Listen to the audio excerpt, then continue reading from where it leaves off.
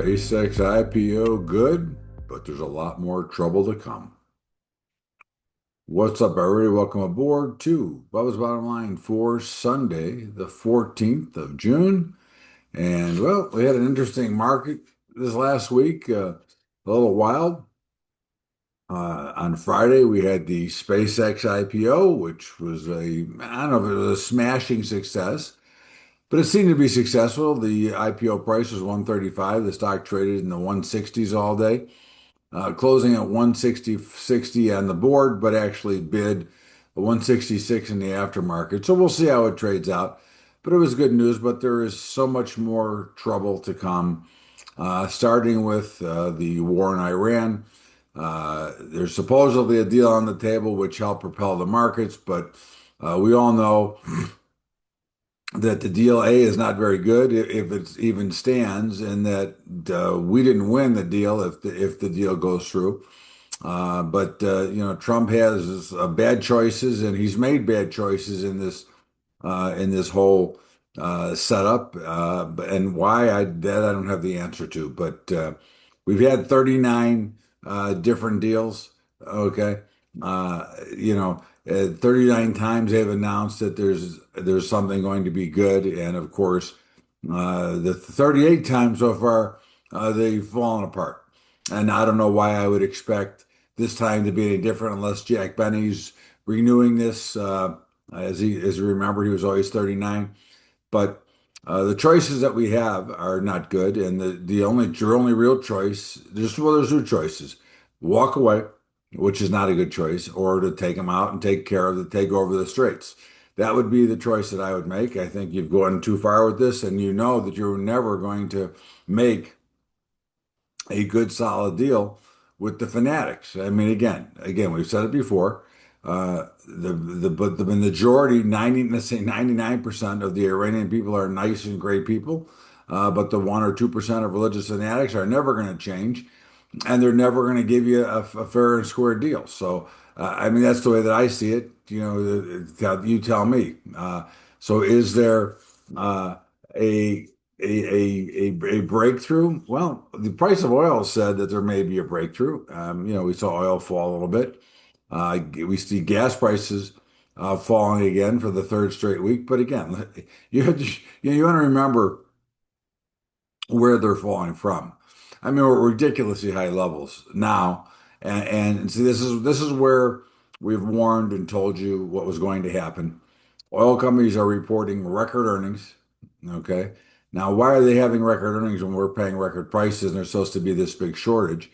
And of course, the prices went up much faster than they come down. And if you go back and look at the last time crude oil was at $85 a barrel, you'll see that gas prices were lower than they are now. So we've got a producer price index that continues to surge.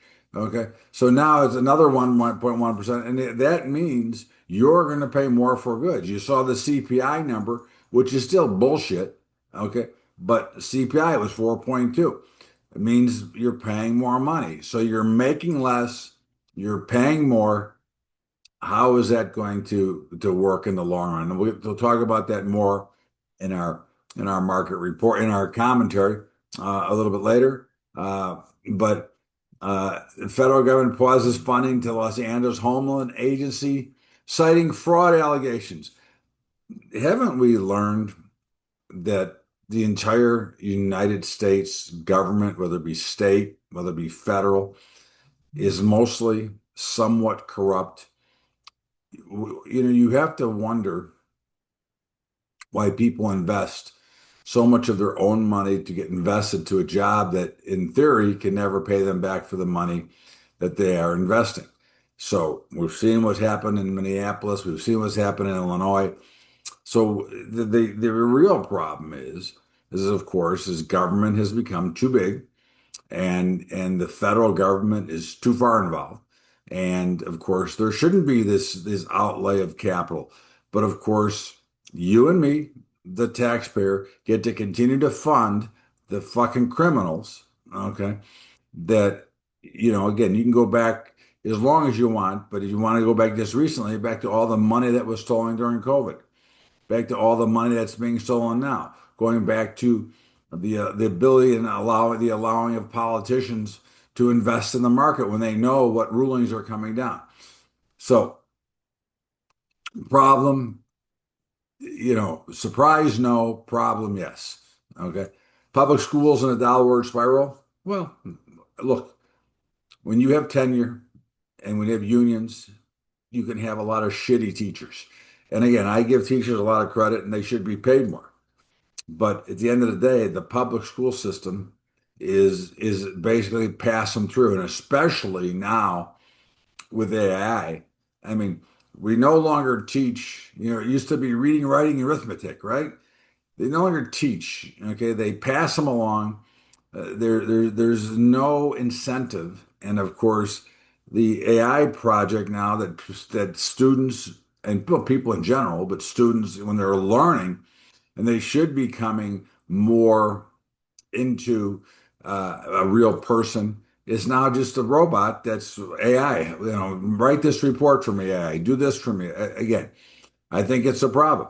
Okay. Small business hiring plans are the lowest in 6 years. Well, there is no more small business.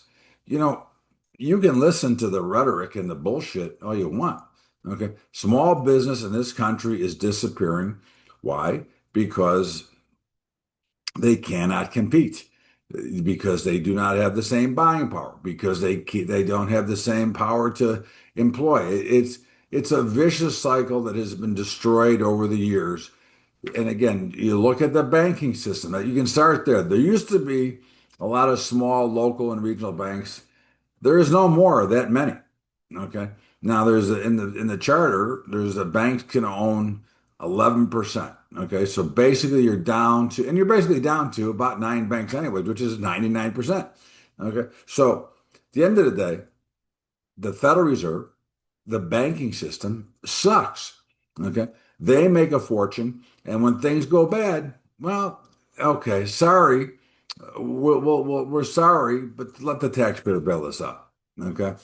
Uh, you know, the Bitcoin ETF outflows, is it a problem? We've seen this before. When markets get into a little bit of trouble, you do get some pullback, you do get some things out.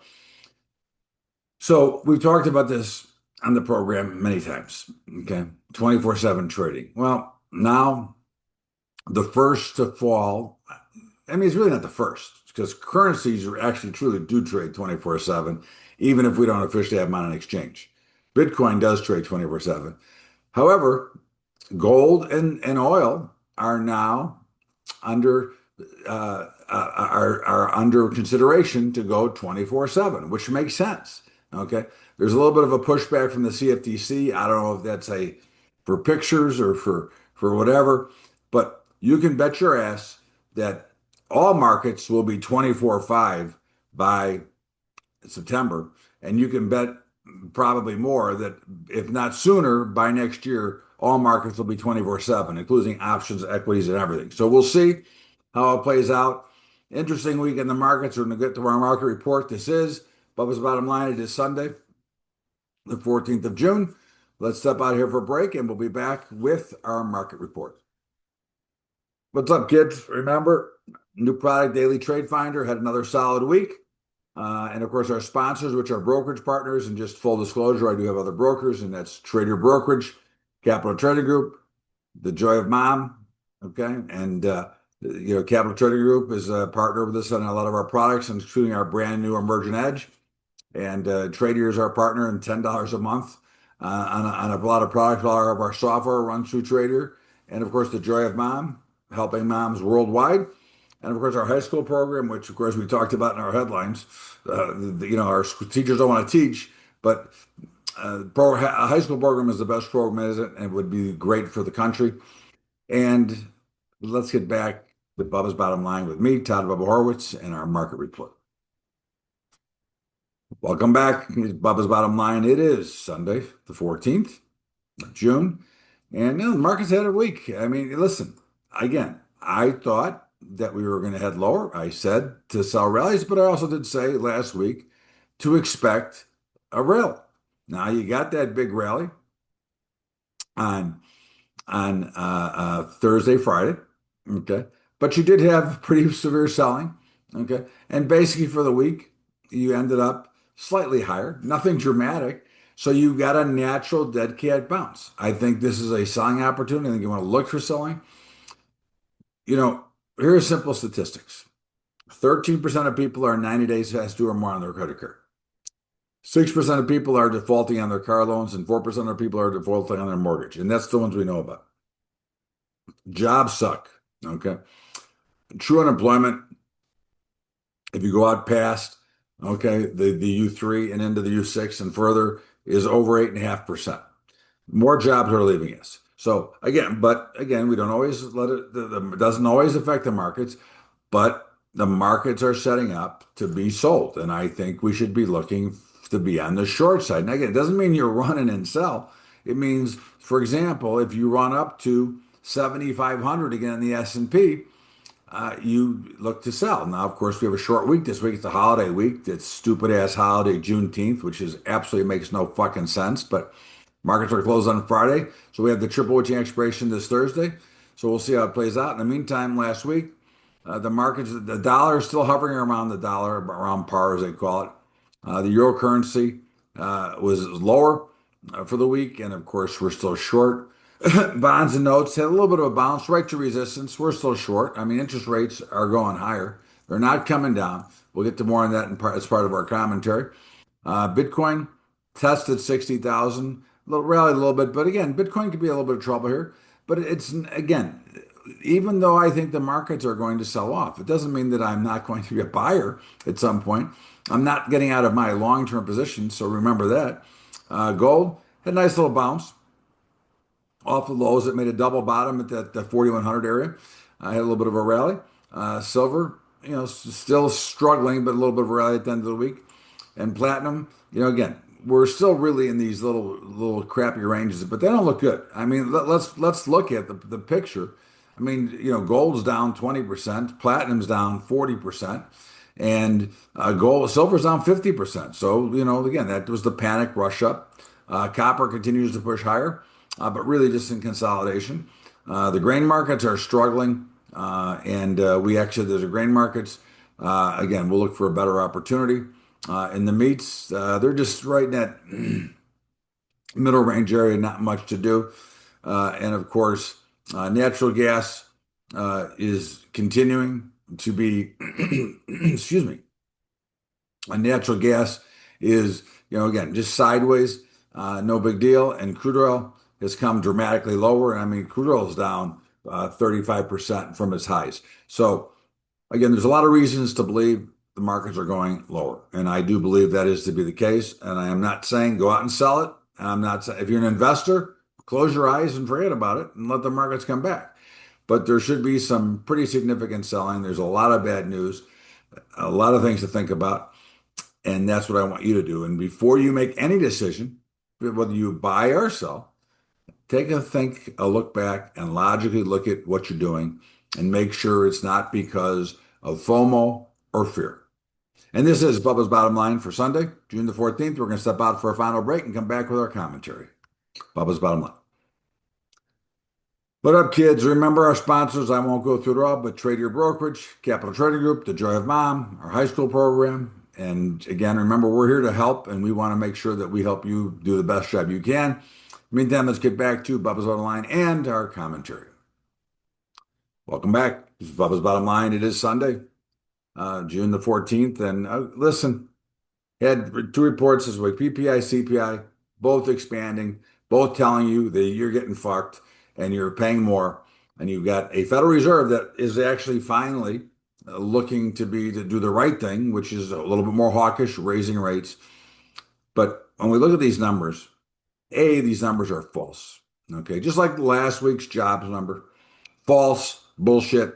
Okay, that number was way too high. But of course, you do have a little scam going on in the jobs market because of all the people hired for the World Cup, which is going on, and all the other things going on. And of course, I guarantee you'll have a big revision and a big drop in June. But the inflation numbers are so much bullshit. Okay, they're so much higher than that actually is. percentage of income is so much deeper in cost of goods, starting with crude oil. And even though oil has come down 3 weeks in a row, the producer pricing is higher, which doubles them the retail CPI. The picture is ugly. Okay. And it would be nice to get a real report instead of government trying to mask that the real problems. But I think if you want to see the real problems, look what's going on. You've got you've got casinos closing. Casinos don't close. You've got casinos going out of business. Okay. And I'm not talking about little small mom and pop. I'm talking about some reasonably sized casinos. You've got tourism, although they showed higher, and that has more to do with the World Cup, is really not the big story. The K-shaped economy is telling you how bad these numbers are and how serious it is and how much we need to take care of inflation. And unfortunately, the first real step to stem the tide is to hike rates, which is what's priced for, but they need to do it now. Rates need to be hiked to slow the pace down. It's a little bit painful for the beginning, but it will be better in the long run because otherwise we're going to end up in stagflation. We're going to end up in nowheresville. And you can make a case we might already be there. So remember these numbers. A, are bullshit, and B, the easiest way to determine if you believe in the numbers is look at your own life. That's the simplest point is you look at your life and you say, is things good? Because if you're in really good shape, you're on the top end of the K. Okay. If you're on the bottom end of the K, maybe not so much. But if you really want to know what's going on in the economy, start with yourself, start with your friends, and you'll have a much better idea. And this is Bubba's Bottom Line, Todd Bubba Horwitz. Have a great weekend, everybody, as always. And thank you so much for being here. We'll see you back here tomorrow with Bubba's Daily Update. And of course, remember, this is a shortened holiday week. So the um, the Thursday is the triple witching expiration. Have a great weekend, everybody. We'll see you later.